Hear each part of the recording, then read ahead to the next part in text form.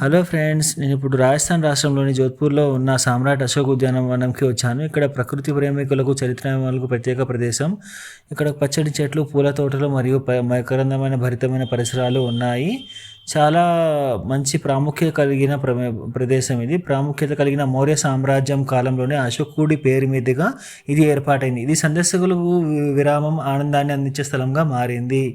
ఇక్కడికి వెళ్ళేవారు ప్రకృతి ఆస్వాదించడంతో పాటు చరిత్రను సంభారించుకునే అవకాశం పొందుతారు. ఇది కుటుంబంతో పాటు బహిరంగ ప్రదేశాలు ఆస్వాదించే వారికి అనుకూలంగా ఉంటుంది.